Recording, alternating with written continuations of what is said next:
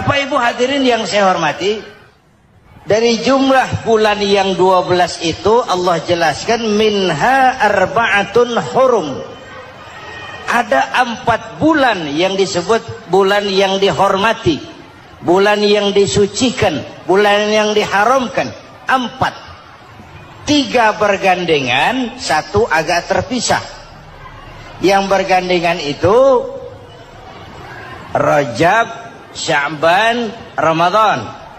Yang agak terpisah itu Muharram. Ini 4 bulan yang dihormati, disebut Ashhurul Hurum. Saudara-saudara, Muharram ini salah satu dari 4 bulan yang istimewa. Kenapa? Banyak peristiwa besar yang terjadi di bulan Muharram. Hampir semua nabi dan rasul berkaitan dengan Muharram ini. Hampir semua nabi dan rasul.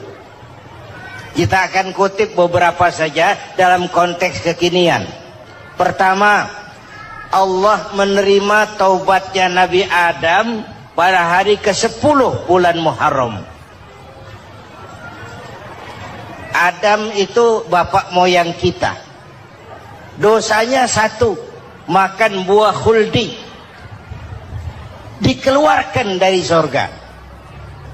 Kita dosanya banyak, kepengen masuk, nggak nyambung. Hai Adam, dari tidak ada kamu saya adakan. Saya perintahkan tinggal di surga. Merasa sepi sendirian, saya ciptakan Siti Hawa supaya kamu tenang. Kamu boleh nikmati semuanya. Ini boleh, itu boleh, ini boleh, itu boleh. Makan, makanlah yang kau mau. Minum, minumlah yang kau suka. Pakai, pakailah yang kau senang.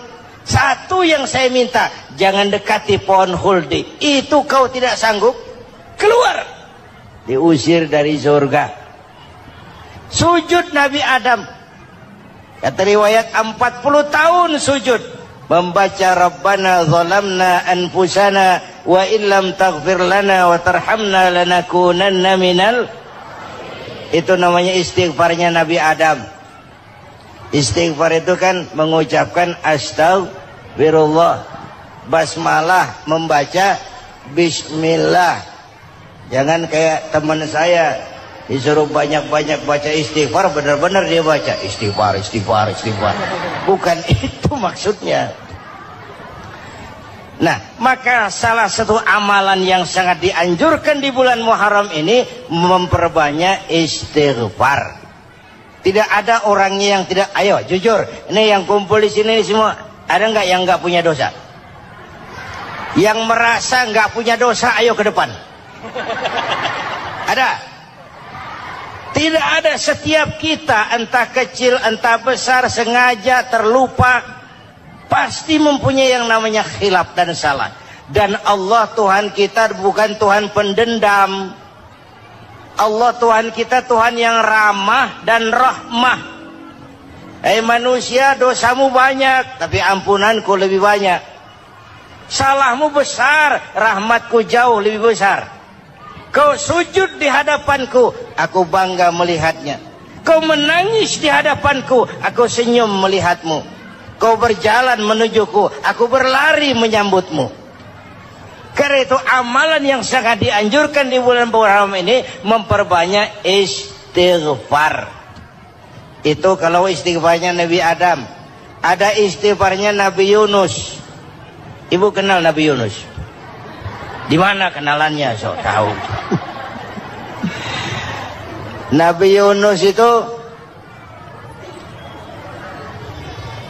ketika berdakwah kepada kaumnya yang bandel, memberikan peringatan mau beriman akan turun azab.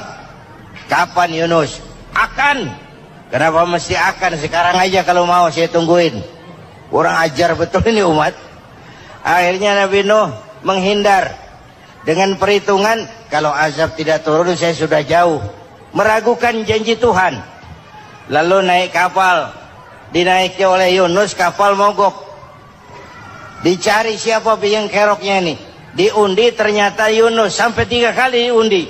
dibuanglah Yunus ke dasar laut, ditelan oleh ikan nun atas perintah Allah. Telan itu Yunus, jangan pakai dikunyah, rusak urusan.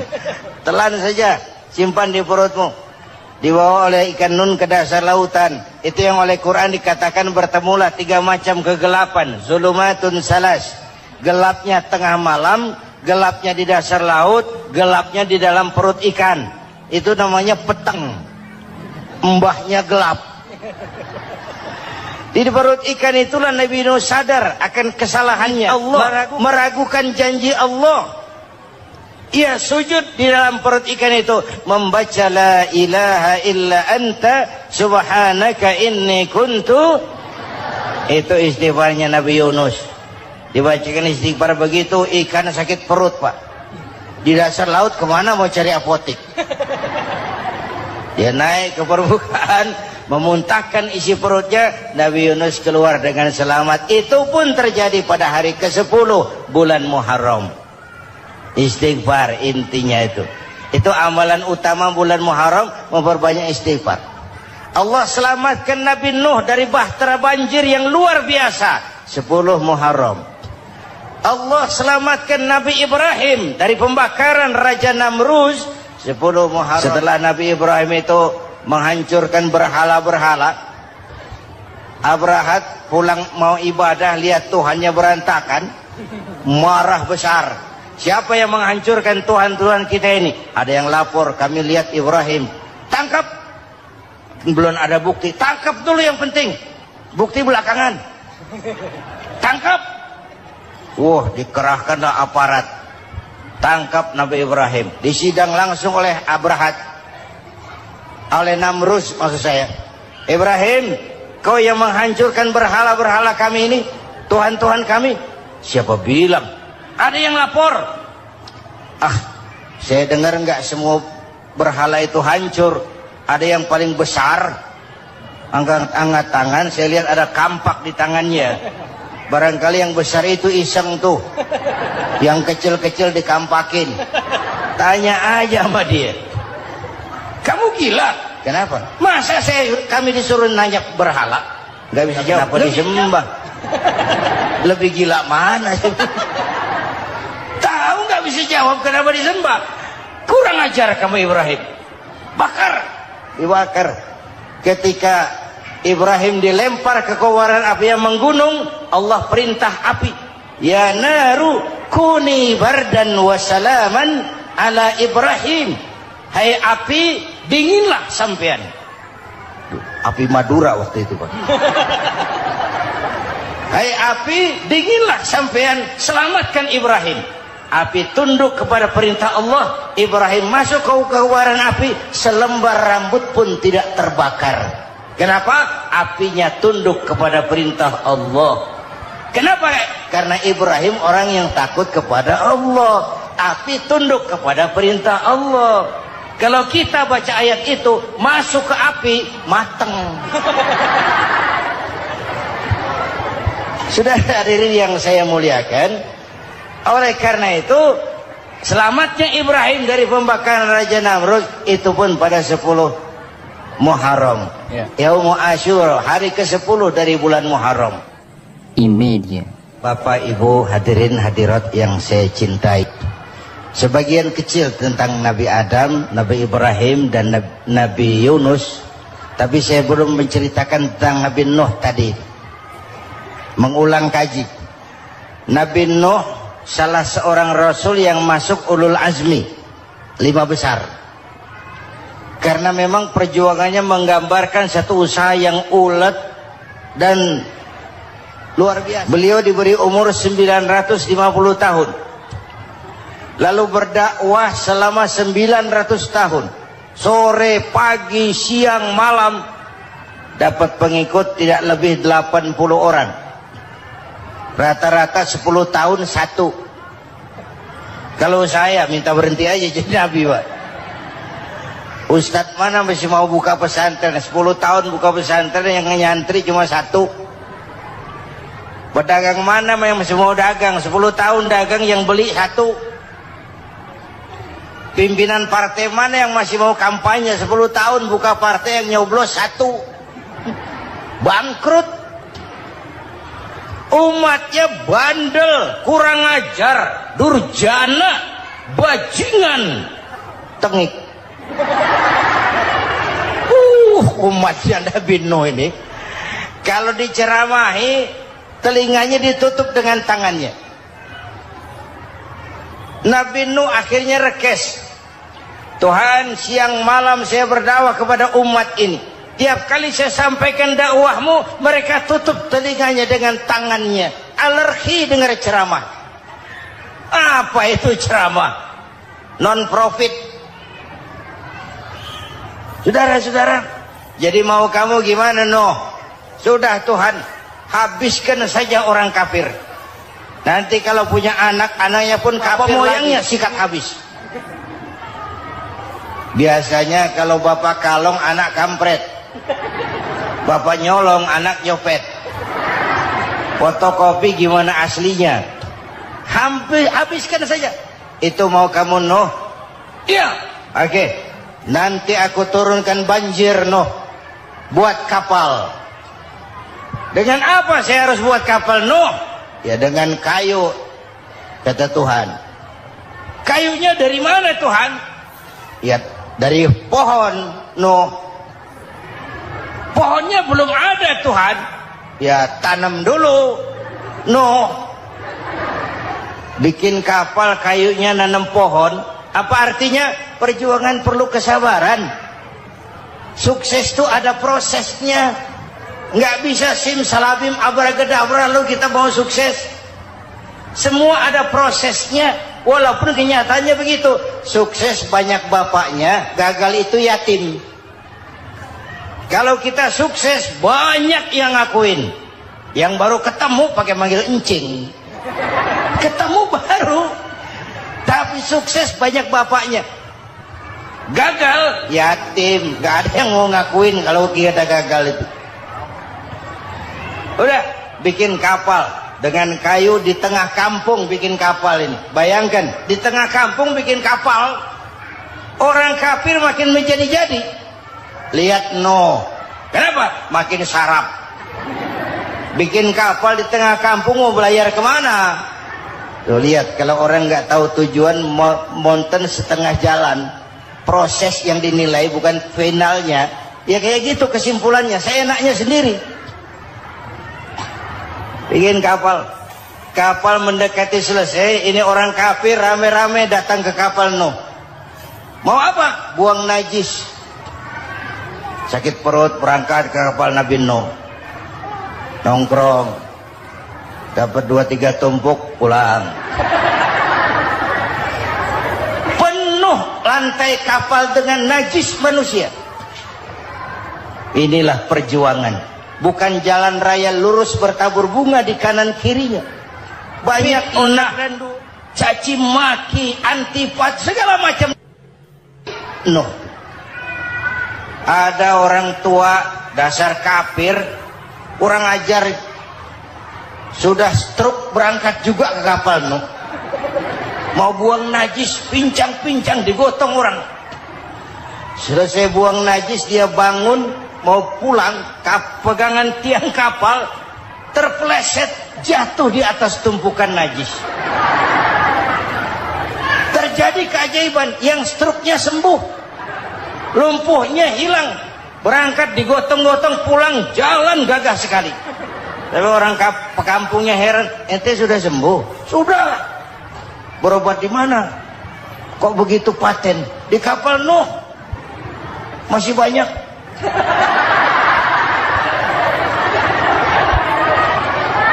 Yang berasa perlu obat bawa rantang, ambil bersih lagi geladak kapal itu. Sudah selesai Nuh? Selesai. Oke, kau orang yang beriman bersamamu, binatang serba sepasang, naik Nabi Nuh, naik orang beriman sepasang. Ini cikal bakal penyelamatan manusia, Pak. Naiklah orang beriman, sudah naik semua. Nabi Nuh kontrol, Ini contoh buat kita. Kontrol. Sudah naik semua teman-teman? Sudah. Pemimpin yang baik bukan cuma terima laporan di belakang meja. Laporan itu yang mana juga bagus. Sama juga kampanye. Kampanye yang mana juga merdu. Kalau saya. Kalau aja yang dihitung. Pernah ada calon bupati kampanye janji, kalau saya berhasil kita akan banyak bangun jembatan di daerah kita. Rakyat tanya, Pak, nggak ada sungai di kampung kita, Pak. Dia bilang, sungainya kita bangun sekalian. Udah kadung janji, mana pula orang mau bangun sungai itu. Saudara-saudara, kontrol. Jangan cuma tunggu laporan di belakang meja, semua laporan bagus. Ya, Bu? Bu,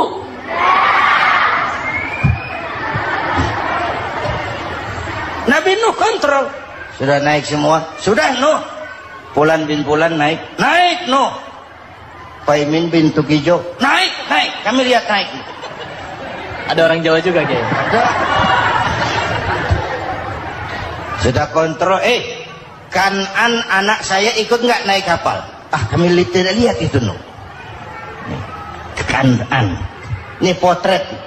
Bapaknya aktif ke masjid, ibunya rajin ke majelis taklim, anaknya keleleran kemana-mana. Bukan di sini, di Prancis. Udah di sini insya Allah sama.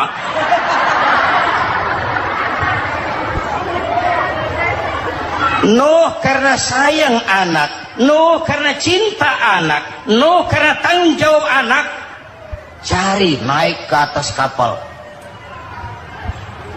Lihat Kanaan, anak saya, nggak lihat, Nuh. Turun ke ruang bawah, periksa lagi. Mang, ayah Kanaan di dia. Jamaah Tasik ini rupanya ditanya. Tuh ayah, Mang. Ayah ke mana ya budak ya? Turun ke bawah Kanaan tuh. Orang nano orang ketok. Rombongan Jawa Tengah. Naik ke atas buritan. Dari buritan kelihatan ternyata Kanaan tidak ikut naik kapal, kumpul di darat bersama orang kafir. Ini potret kita sekarang. Kumpul sama orang kafir, hanyut anak-anak kita, ditelan budayanya orang kafir, ditelan tradisinya orang kafir, ditelan pergaulannya orang kafir. Nuh karena sayang anak dari atas manggil. Dalam Quran dijelaskan itu. Karena Nabi Nuh di atas, Kanaan di bawah, teriak, ya bunayyarkam ma'ana. Begitu dalam Quran di ayatnya. Cuma ini pakai gaya memanggil supaya kelihatan ke gambar, kira-kira Nuh manggilnya begitu. Ini namanya gaya dakwah, Pak. Kalau ceritanya datar nggak menarik, maka Nuh memanggil Kanaan, ya bunayyarkam ma'ana. Kata yang dengar, heeh. Ini gaya orang manggil, ya bunayyarkam ma'ana. Kanaan, kesini nak, naik kapal sama papi. Kan di bawah itu, nggak mau papi, John di sini saja. Kata Nuh, jangan nak, Allah sedang murka, akan turun banjir. Kalau datang banjir, papi, sa'awi ila jabalin ya'simuni minal ma'. Saya akan naik ke gunung tinggi yang bisa menyelamatkan saya dari banjir. Kanaan naik ke gunung, gunung dihantam banjir, Kanaan mati. Sampai sekarang. Yang kelima, Nabi Musa, kisah Muharramnya ini. Lahir dalam kondisi yang sulit. Karena Fir'aun mimpi akan lahir seorang anak dari keturunan Bani Israel yang akan menghancurkan kerajaannya. Kata Fir'aun, sudah lahir belum anaknya? Belum. Kalau gitu mulai malam ini laki-laki dilarang bergaul sama istrinya. semua perempuan hamil di bawah pengawasan negara. Mulai hari ini kalau lahir anak laki-laki turut nama Bani Israel, penggal. Satpol PP disiapkan. Udah ada Kiai? Ada. Patroli. Bayangkan, nah Fir'aun itu bikin undang-undang seenaknya sendiri. Apalagi merasa kekuasaannya dalam ancaman. Penguasa manapun kalau merasa dalam ancaman, panik. Padahal kekuasaan itu kayak harimau. Makin lama ditaiki, makin sulit turun. Kenapa? Karena macannya makin lapar. Naik terus capek, turun dimakan harimau. Serba sulit. Saudara-saudara, kalau kita mau belajar dari Pak Harto, saya melihat kekurangan Pak Harto cuma satu, terlambat berhenti.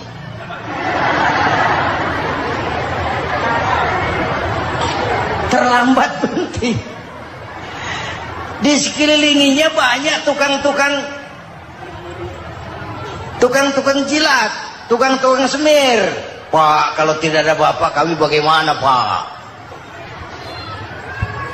Bapak Ibu hadirin yang saya hormati, tapi kehendak Allah terjadi. Lahirlah Musa. Bayinya dihanyutkan di sungai Nil. Bayi sudah menderita, dihanyutkan di sungai Nil. Dan akhirnya besar di lingkungan istana Fir'aun. Diriwayat oleh Ratu Aisyah, perempuan Fir'aun.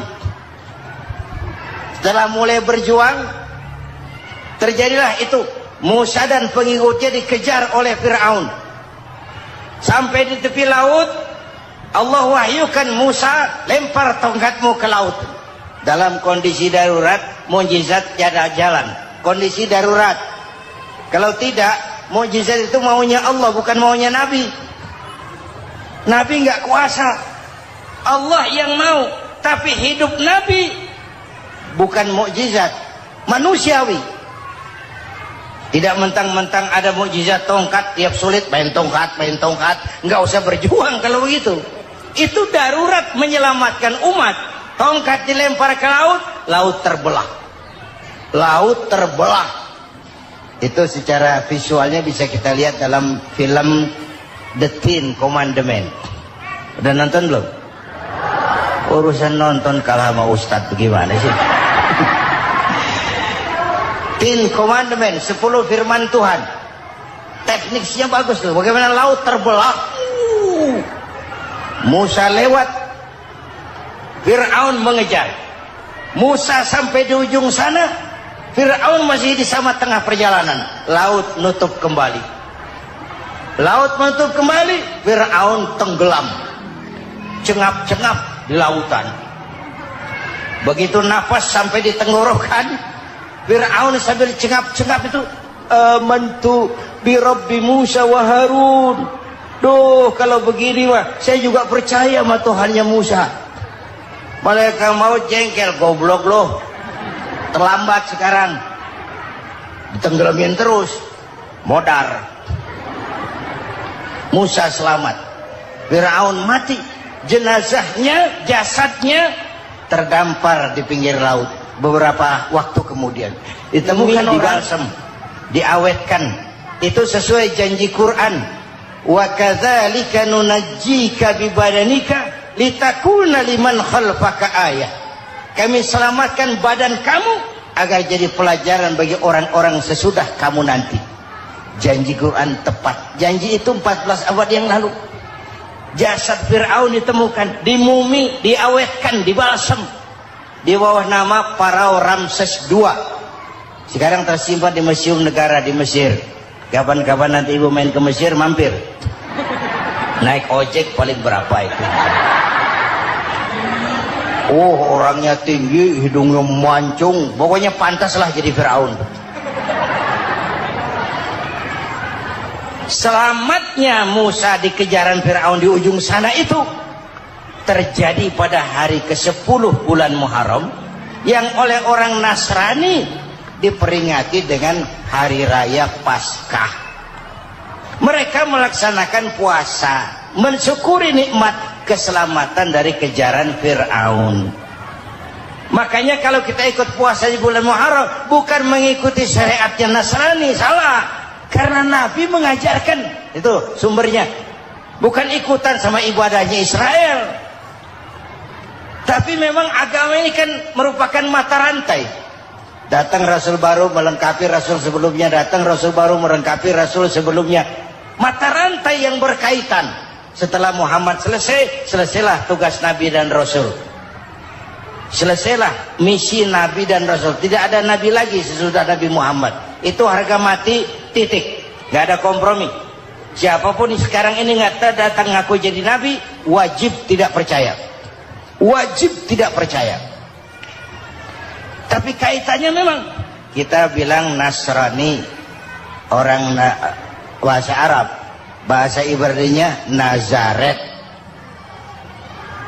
Nasiroh, Nazaret. Itu beda dialek. Kita Daud, dia David.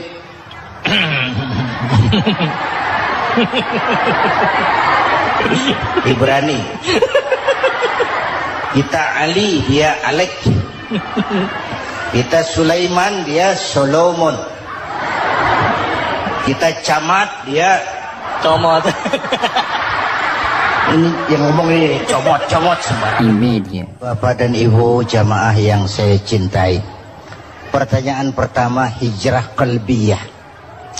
Ada hijrah badaniyah, hijrah fisik yang dilakukan Nabi dan sahabat dari Mekah ke Madinah. Itu hijrah badaniyah. Ada hijrah qalbiyah, hijrah hati. Dan ini yang kita perlukan sekarang. Karena refleksinya akan membias kepada alur kehidupan. Kalau hati kita mau berhijrah, fisik akan ngikuti. Hijrah dari tempat, dari malas ibadah menjadi rajin ibadah. Hijrah dari maksiat kepada yang ma'ruf.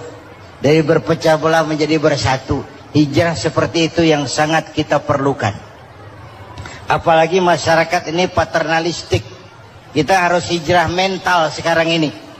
Maka yang disampaikan tadi benar. Seorang ketua MK siap mengundurkan diri kalau terbukti anak buahnya terlibat suap. Itu walaupun siap, tapi sudah angin segar buat rakyat. Bahwa masih ada banyak insya Allah pejabat kita yang punya harga diri. Walaupun ada juga pejabat kita yang muka tembok, kulit badak, kuping kebo. Muka tembok, kulit badak, kuping kebo. Biasanya kalau kereta api tabrakan di negara-negara maju, Menteri Perhubungannya mundur. Di kita petugas palang pintu dipecat. Jauh sekali Menteri sama petugas palang pintu. Bener diadili yang krocok-krocok, kopral-kopral itu. Padahal hadisnya jelas. Ar-rashi wal murtashi finnar. Yang nyuap dan yang nerima suap, dua-duanya neraka. Kasus potret belakangan ini, yang nerima suap, yang diuber, yang nyuap aman, yang nyuap aman, yang korupsi pajak dikecil-kecilin, yang ngemplang pajak aman. Padahal ngemplang pajaknya triliunan. Padahal dia sudah dikasih fasilitas oleh negara mengelola sumber daya alam negara yang artinya milik rakyat. Dia harus bayar pajak, uang pajaknya dikumpulkan bagi sebesar-besar kemakmuran rakyat. Itu tindakan merugikan rakyat. Karena itu betul, saya setuju, hijrah qalbi yang perlu kita lakukan sekarang. Hijrah hati. Kita ini bangsa Indonesia, seperti timnas. Timnas sekarang anak-anak muda sudah berani pakai baju PSSI. Iya. Kenapa? Menang. Coba kalau kalah terus, nanti menang. Tapi bangsa Indonesia itu memang seperti timnas. Namanya kesebelasan. 11 orang. Walaupun ada pemain bintang ya ada presiden, gubernur, menteri, itu bintang-bintang. Tapi bintang baru ada artinya kalau dibantu 10 pemain yang lain. Cristiano Ronaldo, siapa itu? Penyerang tengah Real Madrid, bintang. Lionel Messi, siapa lagi itu? Barcelona, bercelana.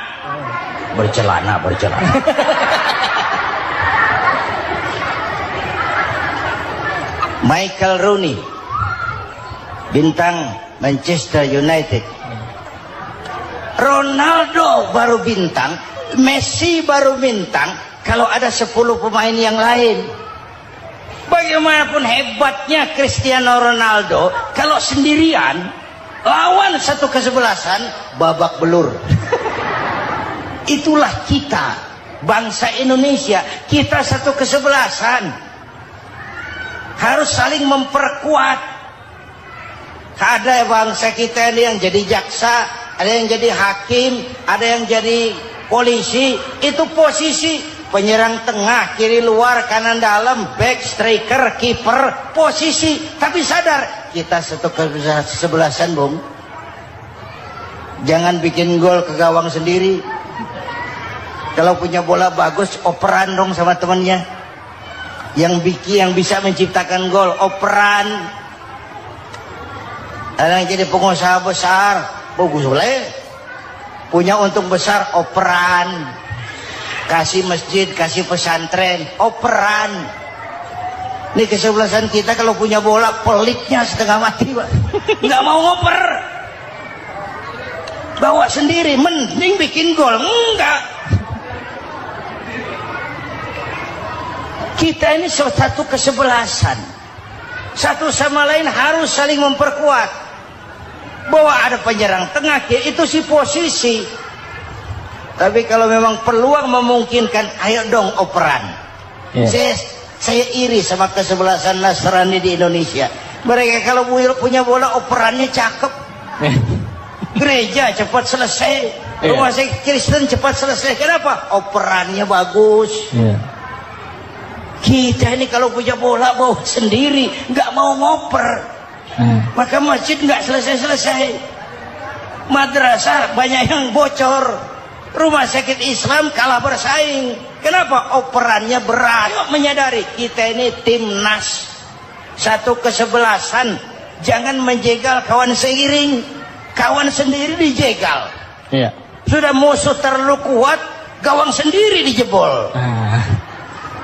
Akhirnya terbalik kita ini. Ujian terberat telah diberikan Allah kepada para anbiya, kemudian para aulia, kemudian para ulama. Summal amsal fal amsal, ke bawah dan ke bawah, diuji setiap orang menurut kekuatannya berpegang kepada agama. Kalau karena anak Melayu bilang, kalau takut dengan ombak, jangan berumah di tepi pantai. Kalau takut diterjang ombak, jangan berumah di tepi pantai. Kata ibu tadi, mau jadi pohon tinggi harus berani ketiup angin. Makin tinggi pohonnya, makin keras anginnya. Takut angin, jangan jadi pohon tinggi, jadilah rumput. Nggak ditiup angin, tapi diinjak kebo. Apa yang nggak ada resikonya? Apa yang nggak ada resikonya? Semua nabi ada yang dihantam kekuasaan yang arogansi. Ibrahim berhadapan dengan Namrud. Musa berhadapan dengan Fir'aun. Ada yang diuji dengan berhadapan umat yang sangat kurang ajar. Ada yang diuji dengan Yusuf yang dahsyat. Digosipi sama Zulaikha itu. Nabi Yusuf. Nabi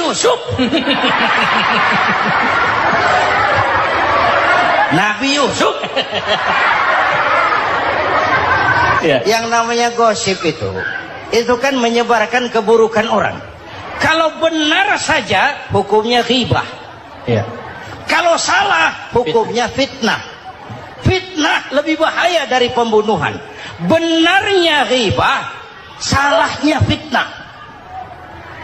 Saudara hadirin yang saya hormati, jadi resiko itu biasa.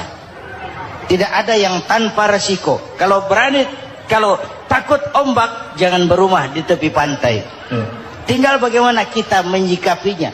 Kalau kita dewasa, ini bagian ibadah saya kurang. Mungkin karena dia omongin orang, tambah pahala saya. Mungkin karena dia omongin orang, tambah pahala saya. Maka saya ngadapi gosip, sepatah pun saya nggak ngomong. Saya cicing, cicing. Saya percaya masyarakat itu punya filter. Amin. Saya percaya Tuhan itu.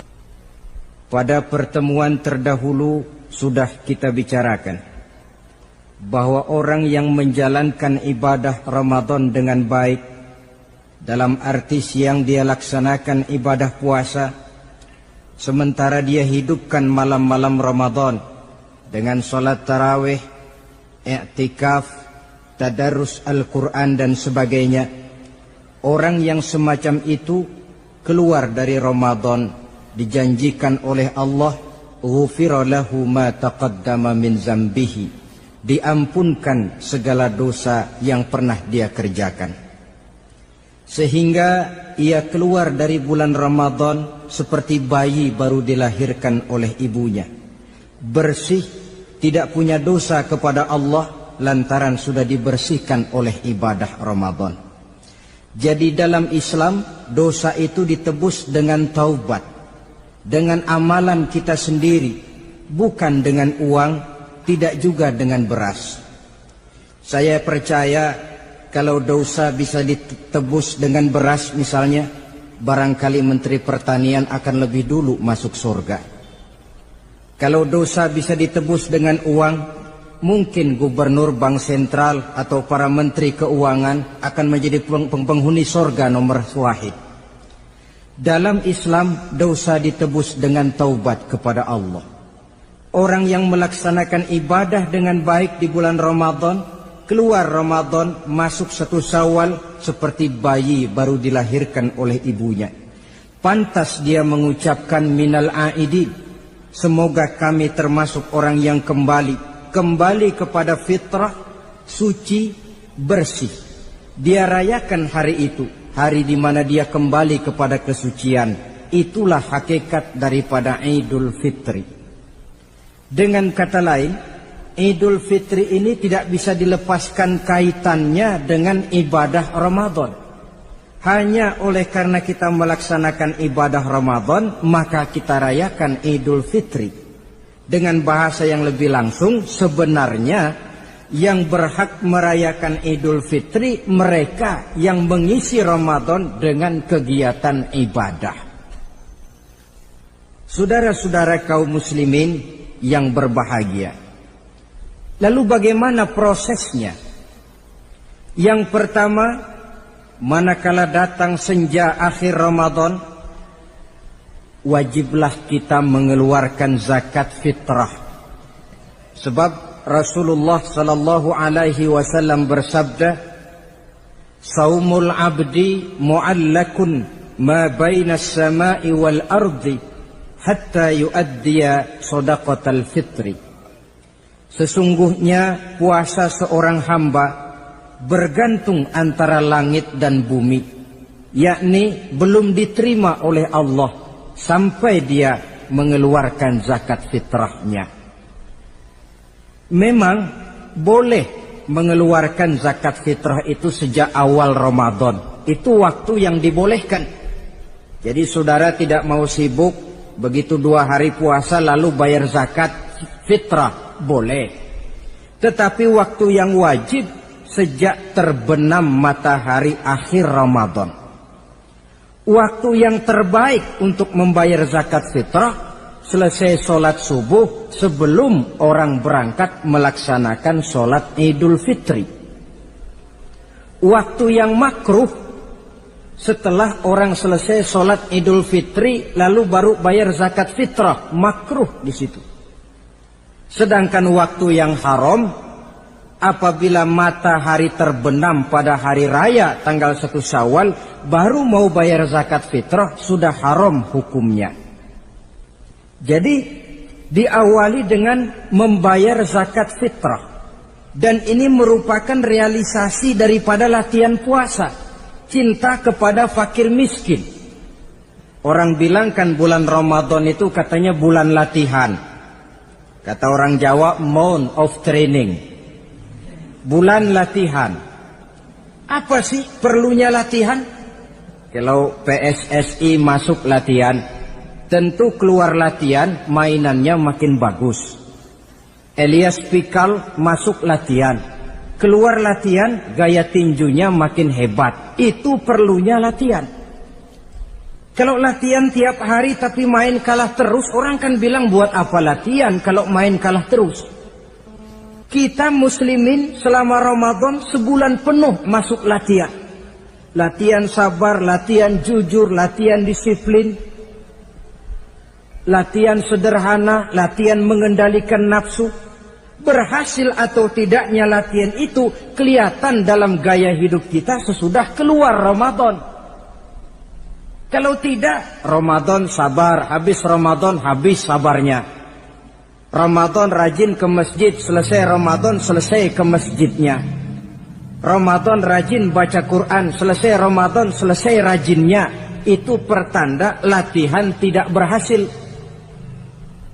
Maka salah satu latihan ini kita buktikan kecintaan kita kepada fakir miskin dengan kewajiban membayar zakat dan zakat fitrah.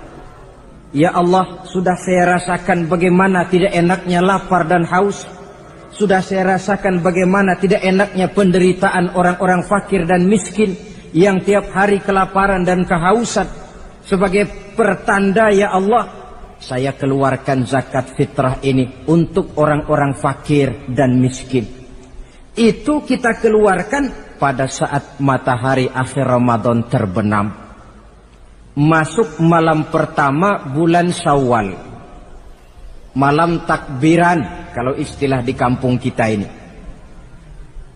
Allah Subhanahu wa taala dalam Al-Qur'an menjelaskan walitukmilul iddata. Hendaklah engkau sempurnakan jumlah bilangan hari puasamu. Berpuasa sebulan penuh. 30 hari atau lebih sering 29. Bila sudah sempurna hari puasa itu, walitukabbirullah, hendaklah engkau agungkan Allah. Hendaklah engkau bertakbir. Oleh karena itu disunahkan menghidupkan malam 1 Syawal, malam hari raya Idul Fitri itu dengan memperbanyak takbir. Sejak matahari terbenam selesai sholat maghrib, kita kumandangkanlah kalimat takbir itu dari rumah ke rumah, dari surau ke surau, dari masjid ke masjid, dari kampung ke kampung, pertanda rasa syukur kita yang tiada terhingga kehadirat Allah Subhanahu wa taala, Tuhan yang Maha Esa dan Maha Kuasa. Entah kenapa, bila matahari akhir Ramadan terbenam, datang malam 1 Syawal, berubah perasaan kita. Sedih menjadi gembira, sukar menjadi mudah, hati yang tadinya digenangi air kebencian berubah menjadi hati yang penuh dengan cinta kasih kepada sesama. Kumandang takbir bagi orang-orang yang hidup tinggal di rantau, mengingatkan dia kepada kampung halamannya. Terkenang dia sungai tempat dia mandi, lapangan tempat dia bermain. Oi kampuang nan jauh di mato katanya. Sehingga orang-orang yang tinggal di tanah rantau diusahakannya benar supaya bisa berlebaran pulang mudik katanya, nak berkumpul dengan sanak keluarganya supaya lebih mudah bersilaturahmi sambil mengenang masa-masa lalu di kampung halaman. Jadi setelah zakat fitrah kita tunaikan, sambutlah malam Idul Fitri itu dengan memperbanyak takbir. Ini disunahkan. Menghidupkan malam lebaran dengan memperbanyak takbir. Bukan memperbanyak bakar petasan. Itu kan pekerjaan mubazir. Dan mubazir itu jelas perbuatan setan.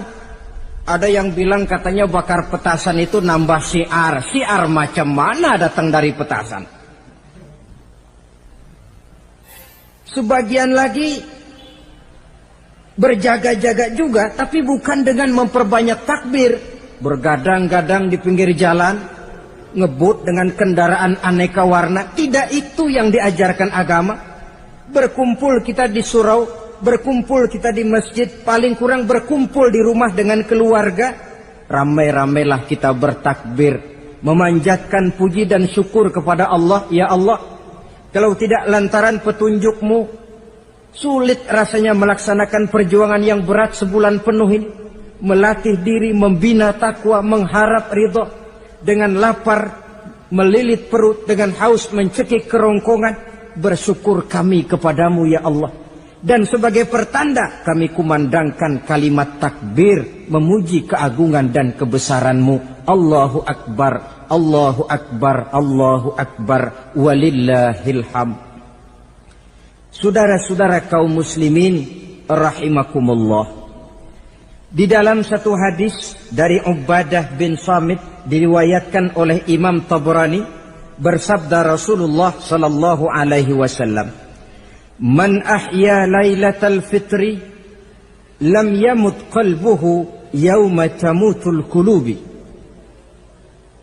Barang siapa yang menghidupkan malam Idul Fitri, maka hatinya itu tidak akan pernah mati pada saat hati-hati orang lain menjadi mati.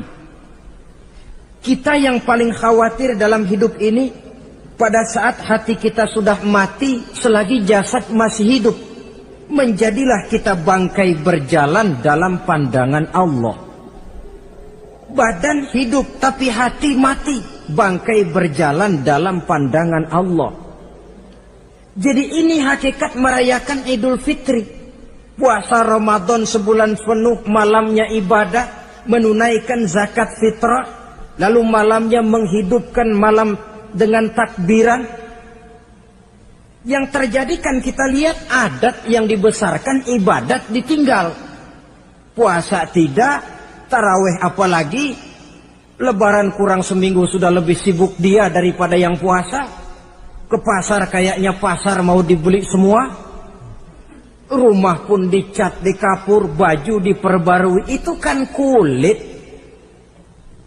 Memang lebih bagus kalau kulitnya baik, isinya pun baik. Tapi yang lebih penting daripada sekedar kulit adalah isi. Hakikat merayakan Idul Fitri kembali kepada kesucian. Kita bersih, tidak punya dosa kepada Allah. Itu kita rayakan. Dengan apa? Nah, oleh seorang ulama, Al-Imam Zakiyuddin Abdul Azim bin Abdul Quwa Al-Munziri, diberikan contoh bagaimana Rasulullah Sallallahu Alaihi Wasallam itu merayakan Idul Fitri. Beliau berkata, yuhibbu Sallallahu Alaihi Wasallam ayyuqabilal Ida bil bisri was surur. Rasulullah Sallallahu Alaihi Wasallam cinta, senang menyambut Idul Fitri bil bisri was surur, dengan muka gembira dan dengan sikap sukacita. Jadi merayakan Idul Fitri bil bisri was surur, muka menunjukkan kegembiraan. Kenapa gembira? Sudah berhasil berjuang sebulan penuh. Bukan gembira lantaran di rumah banyak dodol, kue, pakaian serba baru, sepatu pun serba baru. Bukan itu yang kita gembira. Gembira lantaran telah berhasil berjuang mengalahkan nafsu, memenuhi perintah Allah, melaksanakan puasa. Gembira lantaran kita kembali suci seperti bayi baru dilahirkan oleh ibunya. Bil bisri, muka menunjukkan kegembiraan, cerah di malam itu sampai di hari lebarannya. Jadi walaupun barangkali oleh karena kesulitan ekonomi tidak terbeli itu baju yang baru, tidak terbeli itu sepatu yang baru, tidak terbeli itu makanan dan kue seperti tetangga, jangan sampai mengurangi kegembiraan kita. Tidak boleh menyambut lebaran itu dengan manyun. Tahu manyun? Mukanya sudah macam asam sama kukusan. Tidak ada menunjukkan sikap kegembiraan. Nabi menghadapi hari itu bil bisri was surur, dengan muka cerah dan dengan sikap gembira. Tapi gembira dalam arti tetap pada jalur kontrol. Lalu apa lagi? Wattaubatu lillahi ta'ala, dengan tetap melaksanakan taubat kepada Allah. Wan nadam 'alal khataya, menyesal terhadap segala kesalahan yang pernah dikerjakan. Itu yang dilakukan baginda Nabi di hari raya. Wa masalihatil khusum, memperbaiki orang-orang yang bermusuhan. Wal akhzi binasiril mazlum, menolong orang-orang yang teraniaya. Wasillatil arham, melaksanakan silaturahmi. Wal ihsan ilal fuqara, berbuat kebaikan kepada kaum fakir miskin. Wa ziyaratil aqarib, menziarahi, mengunjungi kaum kerabat. Itu hakikat di dalam melaksanakan Idul Fitri. Jadi jangan terbalik, sudah merasa baju baru, ini kan lebaran, merdeka. Kalau kemarin Ramadan kita dikekang, tidak boleh begini, tidak boleh begitu, sekarang sudah keluar Ramadan, merdeka. Lalu dirayakannya Idul Fitri dengan bermabuk-mabukan, dengan judi, dengan perbuatan zina. Itu sama saja dengan baju baru habis dicuci sudah diceburin lagi ke dalam comberan. Ini kan ibarat baju masuk Ramadan dicuci sebersih-bersihnya. Keluar Ramadan masuk Lebaran, tetaplah berusaha menjaga kebersihan itu. Kalau ditinggalkan Ramadan merasa merdeka, melemparkan lagi diri ke lembah dosa, sama saja baju yang sudah putih, bersih, ditriska bagus-bagus, tapi lalu dilemparkan lagi ke dalam comberan. Na'udzubillah min zalik. Saudara-saudara kaum muslimin yang berbahagia, jadi setelah zakat fitrah kita bayar, hidupkan malam Idul Fitri itu dengan mengumandangkan kalimat takbir. Lalu bila datang sholat subuh di pagi hari pertama bulan Syawal, kita laksanakanlah sholat subuh itu berjamaah. Jangan sampai terbalik, saking kepengennya sholat Idul Fitri, subuhnya enggak. Ini kan sama saja kata orang nyari jarum kapak hilang. Tak membela yang sunnah, yang wajib disia-siakan. Sholat Idul Fitri itu sunnah saja hukumnya. Sholat subuh wajib. Masakan yang wajib kita tinggalkan, lalu yang sunnah kita kejar-kejar. Terbalik tentunya.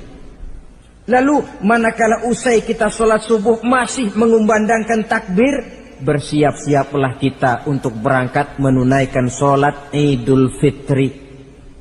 2 rakaat, lalu diiringi dengan khutbah hari raya Idul Fitri. 2 khutbah, seperti khutbah Jumat itu.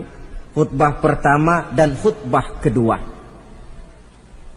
Kalau selesai melaksanakan sholat Idul Fitri, maka kembalilah kita ke rumah dengan suasana gembira. Untuk apa? Untuk berhalal bihalal. Istilahnya untuk berlebaran, saling meminta maaf. Kenapa? Dengan ibadah Ramadan, dosa kita kepada Allah insya Allah bersih. Tapi kan kita tidak cuma berbuat dosa kepada Allah, kita juga berbuat salah kepada sesama manusia. Dosa kepada Allah, taubat langsung kepadanya, sonder pakai calo. Tidak bisa saudara bikin dosa kepada Allah, datang ke rumah saya, Pak inilah saya kasih uang, tolong mintakan tobat saya kepada Allah. Ya tidak bisa. Dosa kepada Allah langsung bertaubat kepadanya. Tapi dosa kepada sesama manusia, Allah belum akan memberikan ampun kalau kita belum minta maaf kepada yang bersangkutan. Ini sulitnya. Kalau saudara dosa meninggalkan sholat, tobat kepada Allah. Tapi kalau dosa kepada sesama manusia, saudara mencuri sendal orang, cara taubatnya bagaimana? Pertama menyesal, kenapa mencuri? Yang kedua berjanji tidak akan mencuri lagi. Yang ketiga meninggalkan perbuatan mencuri. Dan yang keempat, sendal orang pulangin. Tidak bisa saudara mencuri sendal, Tuhan taubat, nggak lagi-lagi nyolong sendal, tapi sendal orang dibekap terus, nggak dipulang-pulangin, ya tidak termasuk taubat itu.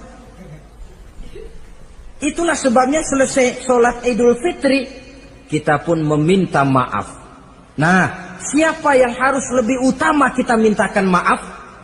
Satu riwayat menjelaskan bahwa selesai sholat Idul Fitri, para sahabat mendengar Rasul mengucapkan amin sampai 3 kali. Amin, amin, amin. Heran para sahabat, ini Rasulullah tidak ada angin, tidak ada hujan, kenapa amin sampai 3 kali? Mereka pun bertanya, ya Rasul, tadi amin sampai 3 kali kenapa? Kalian tidak tahu? Tidak tahu ya Rasul. Begini, tadi itu selesai sholat, turun malaikat Jibril kepada saya. Beliau berkata, ya Muhammad, saya hendak berdoa kepada Allah. Maukah kau mengaminkan? Silahkan Jibril, berdoalah, saya akan mengaminkan. Rasul berdoa, Nabi mengaminkan. Doanya berisi 3 macam permohonan, maka Rasul pun 3 kali mengucapkan amin. Logikanya, kalau sudah malaikat Jibril yang berdoa, lalu Rasul yang mengaminkan, apa iya doanya itu meleset? Apa isi doa malaikat Jibril?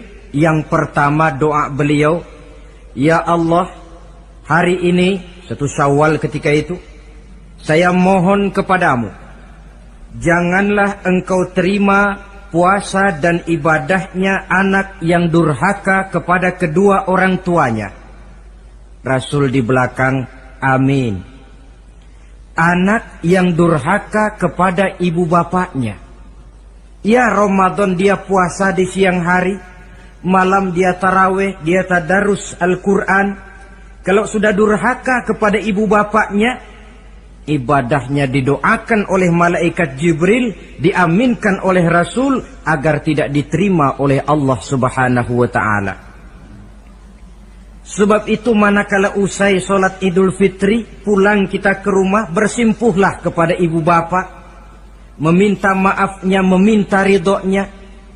Ibu kita yang telah mengandungkan kita, melahirkan kita antara pilihan hidup dan mati. Bapak yang pergi pagi pulang sore, peras keringat banting tulang untuk mendidik dan membesarkan kita. Demi setelah kita yang anak ini jadi orang, kadang-kadang lupa kacang akan kulitnya. Bagaimanapun tinggi status sosial seorang anak, bagaimanapun banyak gelar di sandangnya, bagaimanapun kayanya dia, kalau sudah durhaka kepada kedua orang tuanya, alamat hidup tidak akan memperoleh keberkahan. Doa malaikat Jibril yang kedua, ya Allah, hari ini saya mohon kepadamu, jangan engkau terima puasa dan ibadahnya suami istri yang tidak saling memaafkan. Sebab itu seorang suami, seorang istri, selesai turun sholat Idul Fitri, hendaklah berlapang dada si suami memaafkan istrinya, meridhokannya. Si istri pun bersimpuh meminta maaf dan ridho suaminya. Istri yang durhaka kepada suaminya. Sebab itu tidak heran kalau Rasul dalam satu hadis pernah menjelaskan, ayyumam ra'atin matat wa zawjuha anha radin illa dakhalatil jannah. Kalau ada seorang perempuan meninggal dunia, suaminya ridho kepadanya, itu perempuan akan masuk surga. Ini artinya, kalau seorang perempuan meninggal, suaminya tidak ridho kepadanya, biar dia tukang sholat, biar dia ahli puasa, biar dia hadir di majelis taklim manapun, meninggal tidak diridhoi suaminya, pintu surga belum dibukakan sampai suaminya ridho kepadanya. Riwayat lain menjelaskan bahwa sepulang Isra dan Mi'raj, Rasul bercerita kepada para sahabat, saya dalam perjalanan Mi'raj itu diperlihatkan neraka. Neraka ya Rasul? Iya. Lalu bagaimana? Saya lihat isinya kok kebanyakan perempuan. Perempuan? Laki bagaimana ya Rasul? Laki juga tidak sedikit. Kenapa lebih banyak perempuan ya Rasul? Apa mereka tidak sholat? Sholat. Tidak puasa barangkali? Mereka rajin puasa. Tidak suka mengaji barangkali? Mungkin lebih rajin dia dari suaminya. Lalu apa penyakitnya ya Rasul? Beliau menjawab, hunna yakfurnal asir. Penyakit perempuan itu dimanapun, tidak pandai bersyukur, kurang rasa terima kasih kepada suaminya. Suaminya yang bertahun-tahun pergi pagi pulang sore, peras keringat banting tulang untuk menghidupi keluarga, sekali saja terselip berbuat salah, hilang jasanya yang bertahun-tahun itu. Cuma salahnya saja yang diingat. Ibarat kata pepatah, panas setahun, habis dibalas oleh hujan satu hari. Habis dibalas oleh hujan satu hari. Malaikat Jibril yang ketiga, ya Allah, hari ini saya mohon kepadamu, janganlah engkau terima puasa dan ibadahnya muslim yang tidak mau memaafkan sesama saudaranya muslim. Tugas kita adalah meminta maaf, tetapi memberi maaf lebih mulia, karena memang memberi maaf lebih sulit daripada meminta maaf. Oleh sebab itu momen hari raya Idul Fitri intinya adalah halal bihalal. Bukan lalu merasa merdeka sudah ditinggalkan oleh Ramadan, berbuat sesuka hati, yang laksana baju sudah dibersihkan tapi dibenamkan kembali ke dalam lumpur. Yang kita inginkan agar bersih hubungan kita dengan Allah dan baik juga hubungan kita kepada sesama manusia. Hadis yang kedua, pada suatu hari ketika kumpul dengan para sahabat, Rasul bertanya, Atadruna manil muflis? Saudara-saudara, tahu nggak siapa orang bangkrut, orang sial, orang yang tidak beruntung itu siapa? Pertanyaan yang menarik. Jawaban sahabat macam-macam. Ada yang bilang al-muflisu fina man la dirham lahu wala mata'. Ya Rasul, menurut pendapat kami orang yang bangkrut, orang yang sial, yang tidak punya duit dan tidak punya harta. Itu jawab sahabat, dan begitu jawab banyak orang sekarang. Siapa yang banyak uang raja dia, yang tidak punya uang bangkrut dia.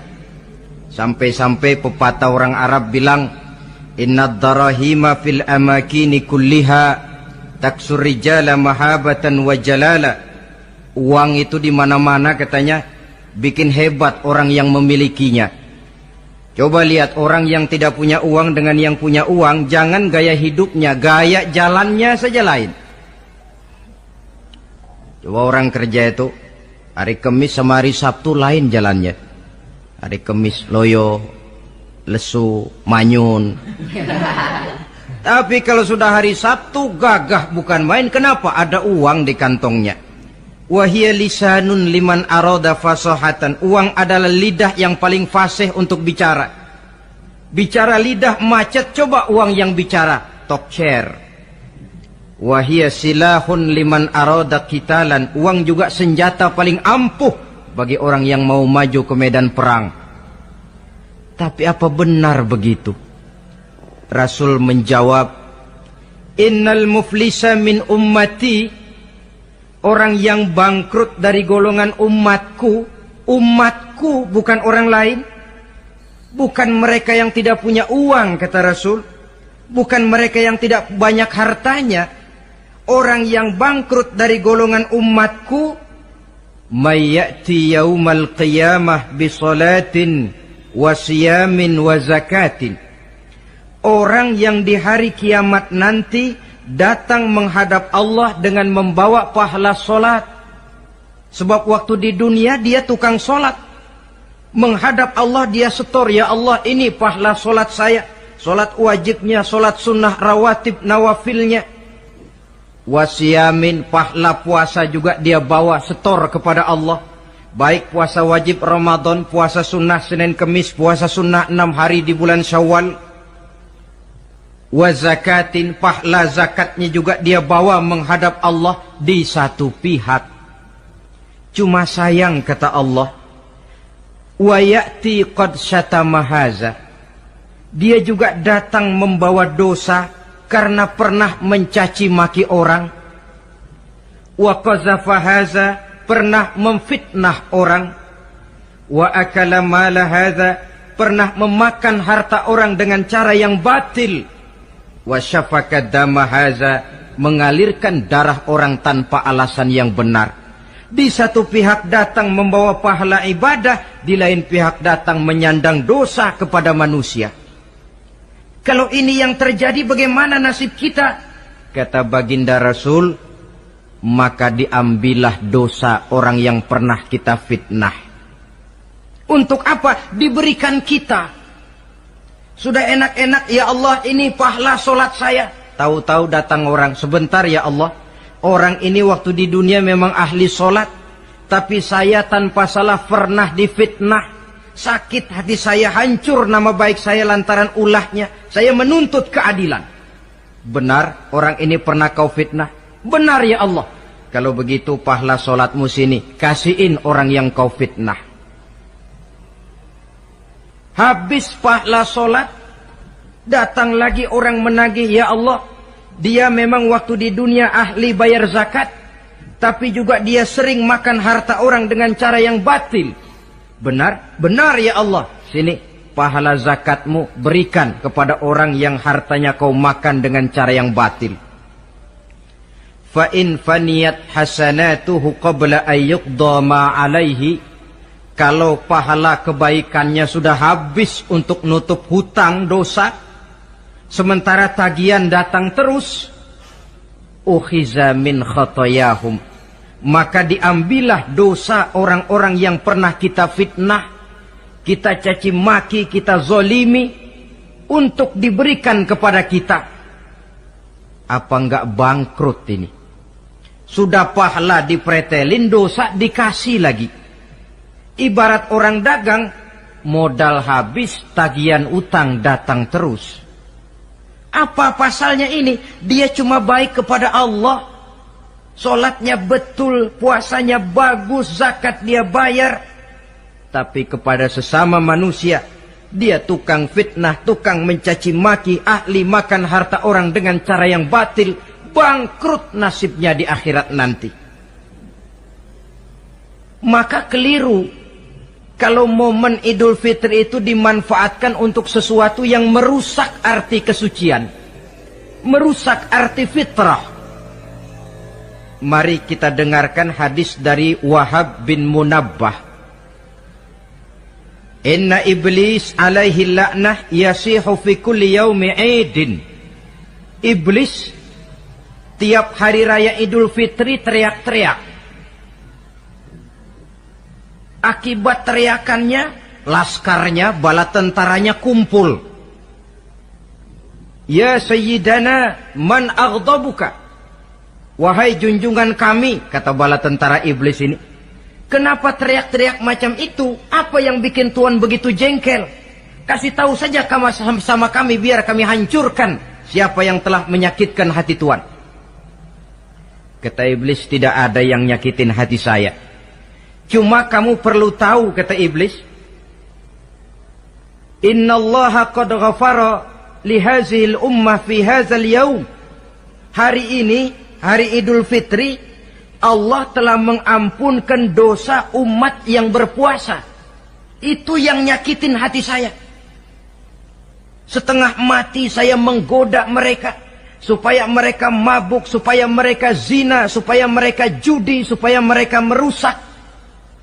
Mereka puasa di bulan Ramadan, hari ini Allah ampunkan dosa mereka. Apa enggak sakit hati saya? Lalu apa tugas kami Tuhan?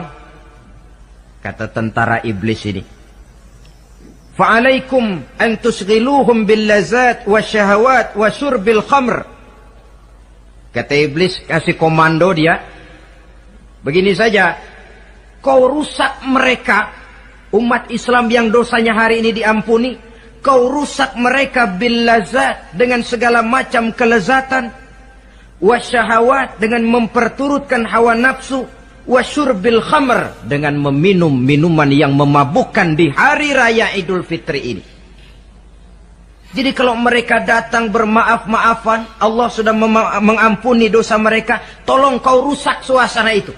Tanamkan kepada mereka supaya menikmati hari ini dengan segala macam kelezatan, memperturutkan hawa nafsunya, meminum minuman keras, hanyut di meja judi, sehingga melupakan arti hakikat Idul Fitri yang sebenarnya. Di akhir riwayat ini Nabi pesan, oleh karena itu kata Nabi, ijtahidu yaumal fitri fis sadaqah wa a'malil khair wal birri minas salah waz zakah wat tasbih wat tahlil. Oleh sebab itu kata Nabi, hati-hatilah kamu, sungguh-sungguhlah kamu pada hari Idul Fitri ini melaksanakan segala macam kebajikan seperti sedekah, perbuatan baik, salat, zakat, mengucapkan tasbih, tahlil, karena hari ini Allah telah mengampunkan dosa kamu. Jadi jangan dinodai hari yang bersih itu dengan perbuatan-perbuatan yang tercela.